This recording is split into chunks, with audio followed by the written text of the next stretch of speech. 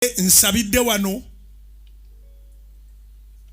abakola ku byokunoonyereza batuyambe mu lwatu kubanga kino si kyange nzekka bakoleyo press conference bategeeze abantu ku masasa agaatukubwa Mukama n'anyamba abasawo b'emulago ne banzijanjaba Richard n'agenda eri Mukama waffe batuuseewa mu kunoonyereza bakigambe public kubanga nze mmanyi banoonyereza naye omuntu ajja n'akubuuza naye ebintu ebyo bituuseewa n'obulako ne bomugamba bitambula kati nga kituufu era bitambula we bituuse tusaba abakulu bekikwatako ab'ebyokunoonyereza mubuulire abantu bituuseewa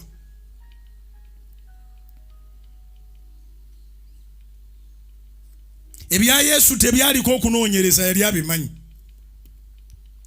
era nga n'enkomerero yabyo agimanyi ajja kuttibwa era ajja kuzuukira naawe kyonna ekikubaako Yesu yakusasula omutango ojja kulama ojja kuwa obujulizi mu linnya lya Mukama ffe Yesu ezikubira waggulu obanga okitegedde mpulira sinnaba kusumulukuka njagala kubulira njire nenyine ennaku ku mwoyo nyine ennaku ku mutima gwange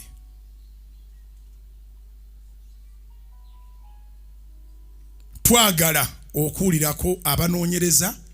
we batuuse sande bbiri eziyise omulala eyali nga nze gwe baanoonya ne bakuba bamuttirawo ekyayamba tuwaliwo eyeewaayo omwana wa bodaboda n'amugoba n'akuba endulu n'abala ne bayambako naye Katonda n'abiyingiramu kusinziira nga bannyonnyola emmundu bagijjayo ne bamukube n'eraalira mu mpagi omu n'afiirawo omulala n'awo n'abalala babayodde eyo recent scenario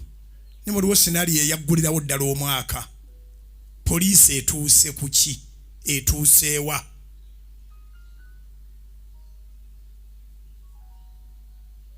etuuse ku ki etuuseewa omwana owa Richard omukulu bamuyita Vivian yabuuza owa CID ng'atubuuza ewaka wa CID akimanya era yakiwandiika n'amubuuza ti naye bye tuwulira mu ggwanga lino ebya corruption kituufu munaazuula ebatta kitange oli n'amuwooyawo yanamugamba nti ono tujja kumuzuula kubanga omwana yali specific n'amugamba bye tuwulira mu poliisi